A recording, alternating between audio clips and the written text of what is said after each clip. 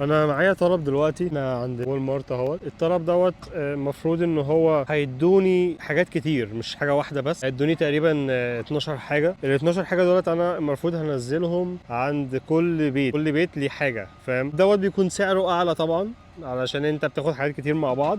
هيدوني زي طلبيه كبيره كده مع بعض تنزل عند كذا بيت. انا قلت اخد الطلب دوت النهارده. هو بياخد وقت، بياخد وقت، بس فلوسه بتكون اعلى يعني، فاهم؟ اللي هو بدل ما تيجي وتروح كل شويه، لا تاخد كله مع بعض. هو المفروض هيطلع دلوقتي، هيجي لي هنا. انا فاتح العربيه اهوت، وبعدين هعمل اسكان لكل حاجه. هعمل اسكان للطلبات كلها عشان هو يتاكد وانا اتاكد ان كل حاجه معايا. وعند كل بيت هروح ارمي الطلب عند الباب، وبعدين اخد الصوره وامشي، وهكذا يعني. ديت زي رحله كده هنطلعها مع بعض.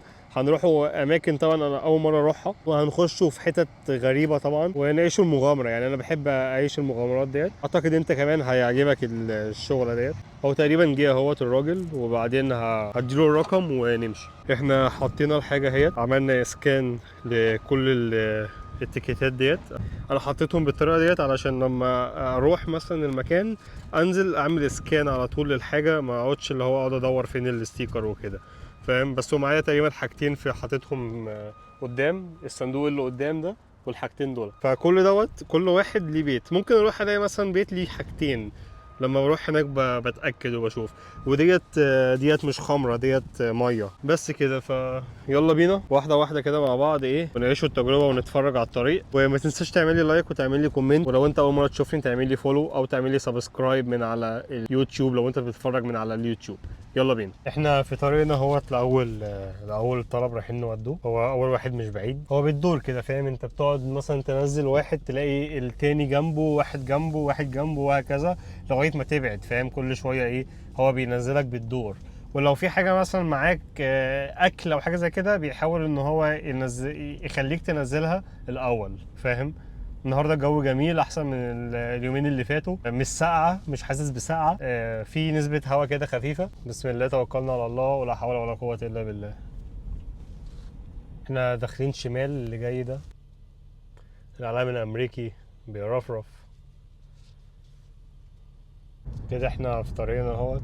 برضو التصوير في الشمس والنهار بيبقى حلو، تحس كده اللي انت ايه، بتشاف كويس. سبحان الله، برضو الليل مغيمة كده، تحس ان هي بتخوف، بالذات هنا في المناطق اللي احنا فيها ديت. لكن بالنهار حتى المناطق اللي هي بروحها كده مخيفة بالليل، بالنهار بيكون شكلها حلو، تحس كده بهدوء برضو وبتاع. بس دايما مش دايما الهدوء برضو بيكون كويس، ساعات الهدوء بيوصلك لمرحلة اكتئاب كده غريبة. احنا وصلنا اهوت، وهو ده البيت اللي احنا المفروض ننزل فيه الحاجة. نركن كده بس ايه، ونرجع بظهرنا عشان ناخدوا الحاجة ننزلها على طول. احنا بنشوف الحاجة اللي احنا هننزلها دلوقتي. نشوف، بدور على الاسم اهو، هو ده. بس نحطها لهم هنا وناخد الصورة ونمشي.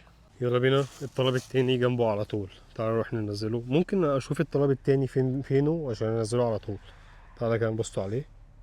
اهو ده الطلب التاني. انا هخليه جنبي ايه، عشان اول ما اوصل انزله على طول، ما اقعدش اللي هو انا ايه اقعد انزل ابص فين وكده. فناخده انزله على طول، خليه هنا. المفروض البيت قدام. هو الطريق دوت هياخدنا وحودانا كده شمال، او حودايا يعني. وبعدين البيت هنلاقيه على ايدينا اليمين ان شاء الله. نص الدنيا مختلفة تماما عن بالليل والصبح. تحس ان هي بالليل بلد والصبح بلد تانية خالص، شايف؟ وكمان الدنيا بتكون مختلفة في 3 حاجات، مش بالليل والصبح بس. في الوقت اللي يكون فيه تلج، وبالليل والصبح، يعني فاهم؟ تحس ان كل واحدة ليها حاجة مختلفة. تحس ان كل وقت ليه شكل مختلف. بصوا البيت ده، البيت المحروق ده، ايوه بص، محروق بالعربية بتاعته بكل حاجة. بص، هو دوت ليه ماس كهربي ولا اي حاجة. بص عامل ازاي، ايوه بصوا. المفروض ان البيت هنا تقريبا هو ده اللي عنده دوت عند العربية، هو ده. يلا ننزله الحاجة اهي، هو كيس اهي معانا، ننزلها ونمشي. ننزل نفتحوا الباب. فتح ازاي ده؟ ممكن ارميها لهم هنا بقى، مش هخش. واخد الصورة وامشي. يلا بينا. انا جبت البتاعة التانية اللي هي تقريبا دي طاسة بتاعت اللي بعده، علشان برضو ايه مناخدوش وقت ونمشي على طول. طبعا في المناطق السكنية بيحط لك السرعة 15 علشان تمشي عليها، يعني بيكون في أطفال بتلعب ساعات وكده، فممكن طفل يعدي فجأة، فاهم؟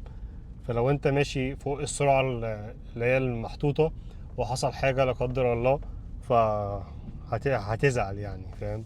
فعشان كده دايما في الشوارع اللي هي الصغيرة اللي جوه امشي بالراحة وما تجريش، ممكن يحصل كارثة، فاهم؟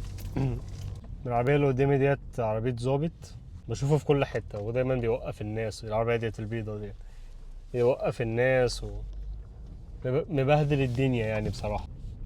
المفروض ان احنا هنخش شمال اللي جاي ان شاء الله. هي دي امريكا يعني. بص الاسلاك اللي فوق ديت اللي متعلقة النظام القديم. بص في الاجواء اللي هي فيها بقى شمس وكده والدنيا هادية شوية مش ساقعة، تلاقي بقى ايه ناس كتير بتطلع تقعد بره، يقعدوا بقى يتشمسوا كده وبتاع، بيحبوا القعدة دايما بره الناس هنا. المفروض ان احنا داخلين يمين وفي عربيات واقفة، معرفش المفروض يعدوني يعني، فانا المفروض ان اقف استنى عربية تقول لي خش ولا حاجة. في عربية دخلتني يعني، عايز الحق الاشارة دي قبل ما تقفل عشان بتاخد وقت كتير. في حد كان سألني سؤال بيقول لي ان هو انا ازاي بسيب الحاجة على الباب كده وامشي. هو بيكون في نوعين من الزباين، في او الناس اللي هي شارية حاجات، عشان في ناس مش عارفة يعني ايه كلمة زباين. ناس يعني في دول مختلفة، دول عربية مختلفة، عشان أنا الحمد لله عندي متابعين من كذا بلد عربية، مش مصر بس. فهو في نوعين. النوع الاول بيطلب ان هو اول ما توصل تقول له ان انت وصلت، وبيديك كود كده لازم تحطه علشان يتاكد ان هو خد الحاجه، تديها له وتخبط عليه تديها له وتمشي. النوع التاني بيكون كاتب ان هو ممكن تسيب الحاجه على الباب اول ما توصل. فهو دوت اللي بيحصل يعني. معظم الناس بتقول لك مش بيكونوا موجودين في البيت فسيب الحاجه على الباب، فانت مالكش دعوه الحاجه حد خدها حد ما خدهاش، انت بتحط الحاجه وتاخد الصوره، او لو انت مصور فيديو فانت معاك الضمان بتاعك اللي انت تمام يعني وصلت الحاجه خلاص. فهو بيجيله رساله على الايميل او على الرسائل العاديه في التليفون ان من الشركه ان الحاجه وصلت. لو هو مش جوه فهو لما بيروح بياخدها يعني. المنزل اللي انا كنت نازل عليه دوت منزل قوي جدا، مش عارف تقريبا انحدار قوي 8 ل 9%. وبعدين وانا نازل عليه جامد فالاشاره ديت بتقفل كده فجاه، فالواحد وهو بيقف بالعربيه ممكن الحاجات اللي في العربيه كلها بتقعد بقى ايه تطلع قدام وترجع ورا وتخش يمين وشمال. حد بيحصل معايا الكلام دوت وهو سايق ولا انا لوحدي؟ يلا بسم الله، توكلنا على الله. انا العربيه فيها بنزين بس ممكن نقف كده احط $15 ولا حاجه، فتعالى معايا نحط شويه بنزين يعني عشان لو دخلنا منطقه كده ولا كده حصل حاجه لا قدر الله يكون معانا بنزين يعني زياده. انا عندي فوق التانك كده بحاجه بسيطه، فممكن نزود شويه كمان عشان لو زي ما قلت يعني نكونوا في الامان يعني. في بنزين اهي، تعالى ايه نخشوا فيها. البنزين ب2.89 النهارده، كان ب2.99 امبارح. نخشوا كده نقف في البنزينه ديت ونحط بنزين وايه ونتكل على الله. انا كنت هدفع بالفيزا بس اخش جوه وخلاص بقى اقول لها حط لي ب20 طالما معايا.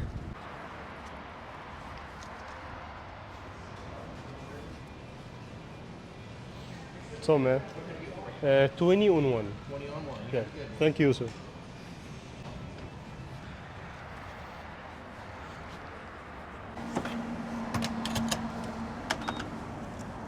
يلا يلا يلا، وتعالى نشوف $20 هتدينا كام جالونز. احنا هنا بالجالون مش بالليتر. في كيسة كده ايه كنت بشرب فيها شوية حاجات دوت مية وشوية حاجات كده ايه لا مؤاخذة يعني، مية وقهوة عارف في صندوق زبالة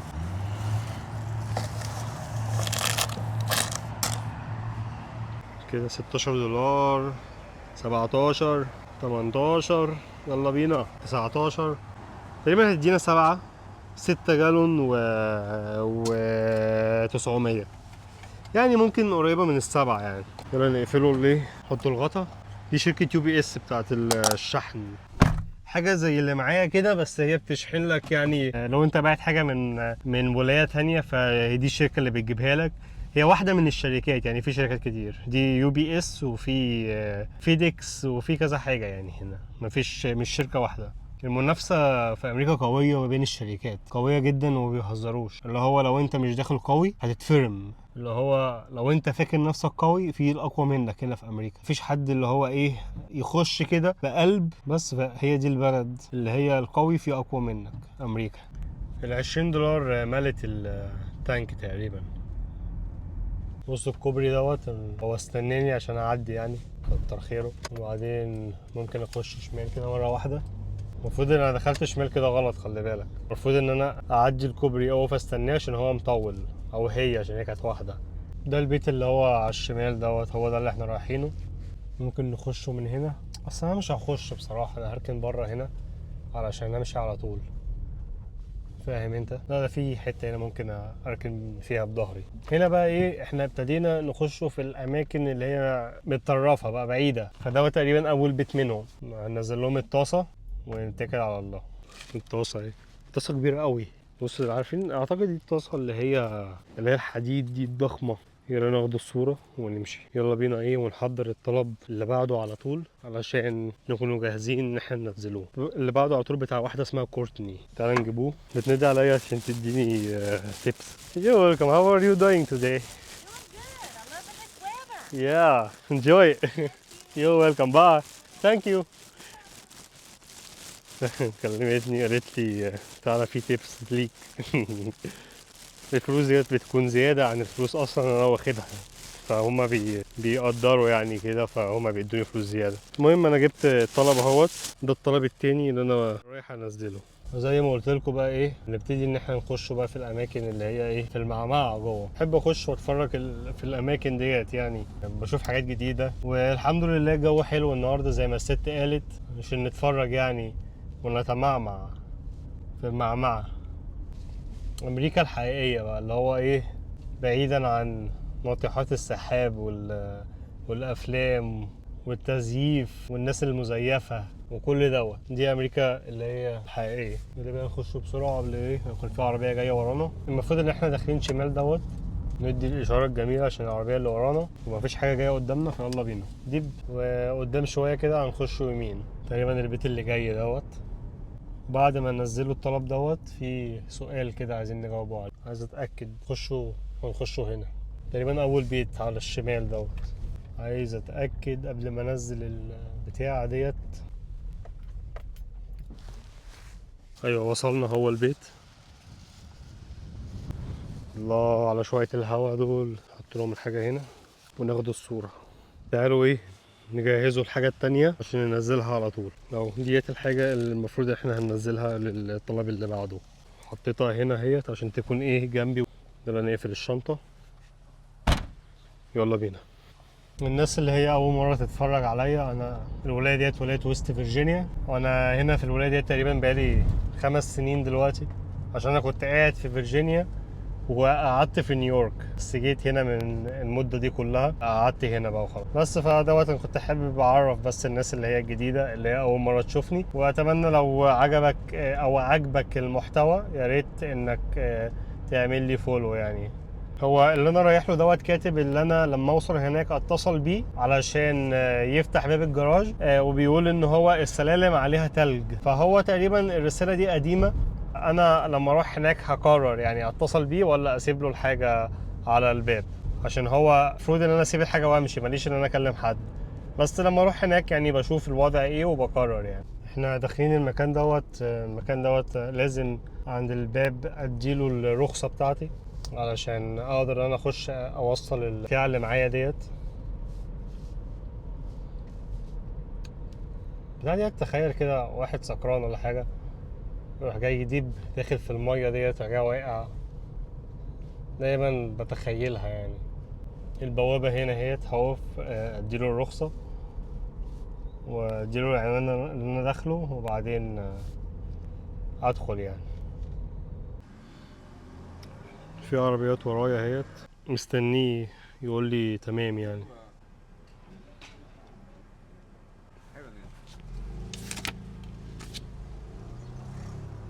فتح لنا البوابة اهوت سيادته. تقريبا البيت اللي هو على الشمال دوت هو ده، شايفه الابيض.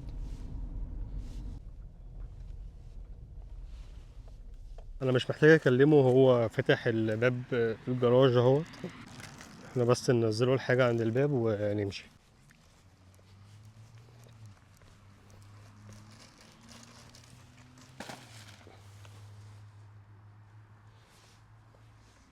هو لسه ليه حاجات تانية اصلا، لسه الكيسة ديت ولسه في حاجتين تانيين المفروض اخدهم اعمل لهم سكان وانزلهم له، نحطه له وناخد الصورة ونمشي بس كده.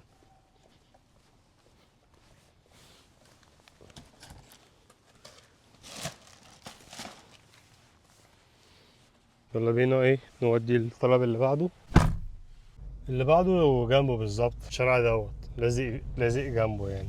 تقريبا البيت اللي بعد دوت، لأ اللي بعده ده لسه قدام، تقريبا قدام هنا، مش الشمال اليمين، انا اتلخبطت. استنى نتأكد كده. لا اللي بعده هو ده، ممكن نخش.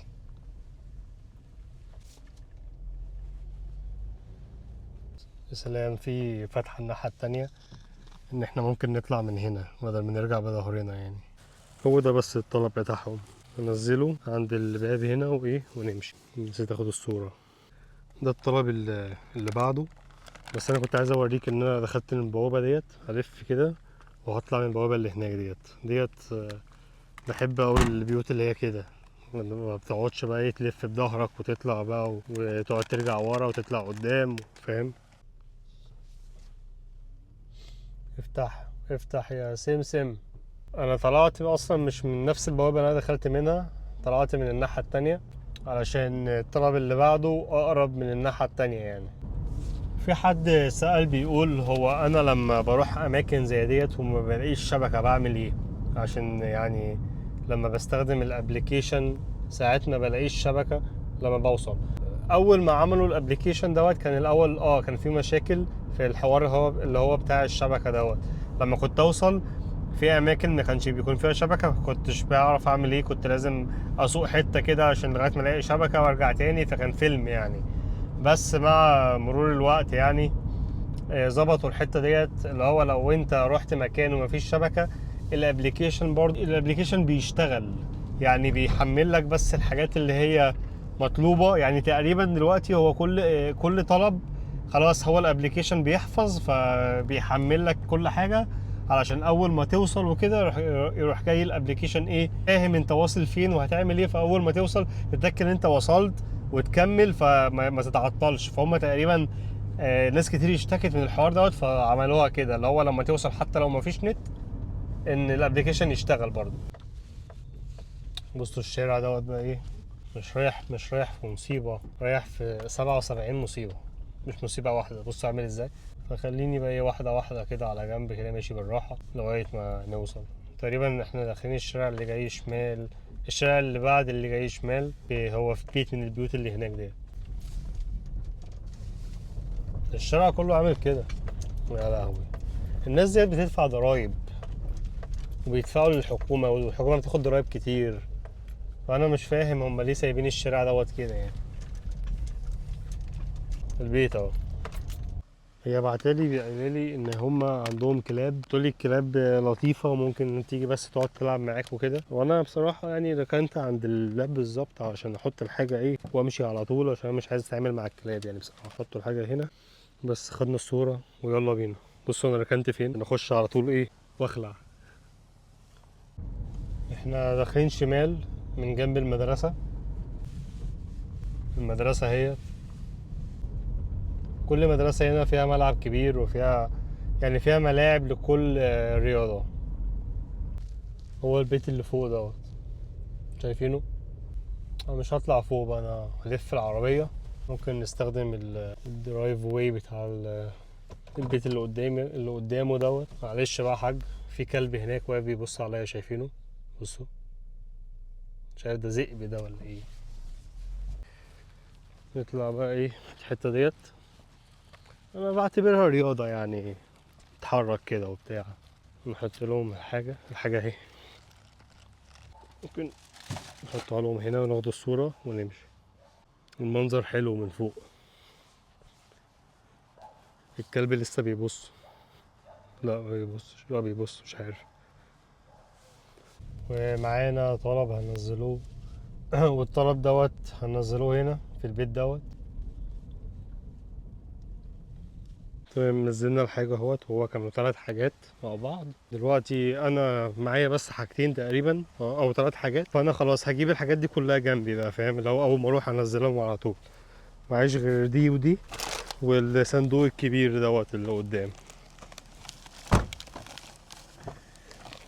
بس كده هما ال3 حاجات دولت اللي المفروض هننزلهم وخلاص. فبدل بقى ايه ما اجي افتح الشنطة وبتاع، فانا احطهم جنبي. دوت بيت من الحاجات ال3 الاخرى اللي احنا بننزلهم، فده واحد منهم ننزله الحاجة ويكون فيه 2 كمان اهوت. ده الحاجة. بصوا مفيش اي حد جنبه ولا حد ساكن قريب ولا اي حاجة، هو بس كده الطريق اهوت السريع، شايف العربيات، مفيش اي حاجة تانية خالص. ننزلوا الحاجة هنا وناخد الصورة. لازم وانت سايق كده في الاماكن اللي ورا ديت، اللي هي الشوارع اللي هي في الداخل ديت اللي ورا، لازم وانت سايق في الشوارع اللي هي كده اللي ورا ديت تخلي بالك. يعني مثلا بص في الحتة ديت احنا داخلين مش شايفين ايه اللي قدامنا. ممكن يطلع غزالة مرة واحدة تخبطها، فالغزالة خبطتها جامدة هنا، فخلي بالك. يعني ممكن يطلع حيوان مرة واحدة كده، فممكن يبقى يكسر لك الازاز اللي قدام، حاجة تحصل في العربية لا قدر الله. فان شاء الله لما تيجي تخلي بالك يعني بص الحتة ديت انا مش شايف ايه اللي جاي، فلازم اهدي فيها واخش، فاهم؟ في المناطق الداخلية ديت بحس ان هما يعني لما عايزين يعملوا مثلا منطقة فيها يجي فيها ناس وكده، فاعتقد بيفتحوا كنيسة، فبيعملوا كنيسة علشان الناس تيجي يعني يعني تبني بيت، لو في بيت يجوا يسكنوا فيه، بالذات الناس اللي هم سنهم كبير، فبيكونوا عايزين بقى ايه ياخدوا كده يقعدوا في حياة هادية كده ما فيهاش وجع دماغ ولا حاجة، فبيجوا ايه الحتت اللي هي زي كده ديت.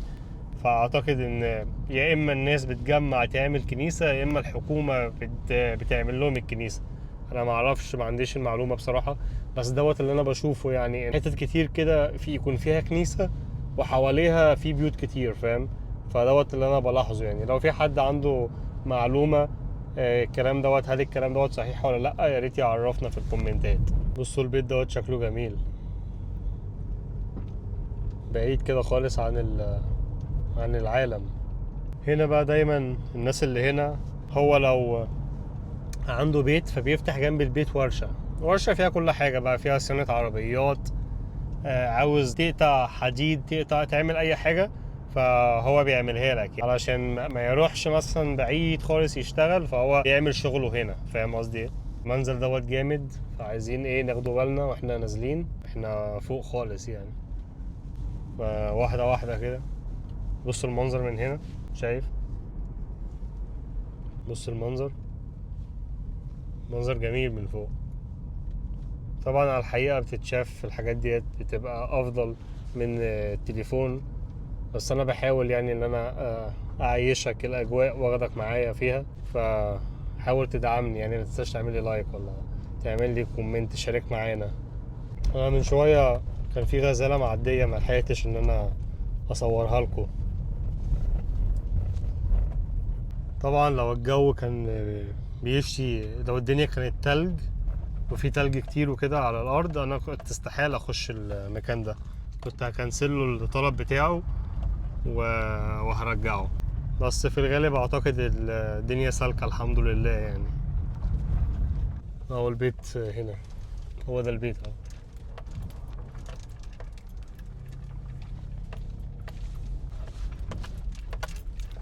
انا مش لاقي، هو قافل المكان خالص، وانا لما حد بيكون قافل المكان كده انا مش بحب اخش افتح واخش. يعني في ساعات بفتح واخش وفي ساعات لا، فانا هنزله له هنا ايه وخلاص. كده احنا معانا اخر واحد نودوه، وبعدين كده خلاص كده ايه الدنيا زي الفل. في تراب هناك اهيت، فالناس ديت تقريبا لما حد بيتوفى بيدفنوه في التراب ديت هنا جنبهم يعني. يلا بينا، احنا وصلنا اهوت. كان اخر طلب معانا، هنحطوه هنا على الباب وناخد الصورة ونمشي. ما تنساش تعملي لايك وتعملي كومنت، هعمل فيديوهات جاية كتير ان شاء الله. كان فيديو النهاردة، ويلا سلام عليكم.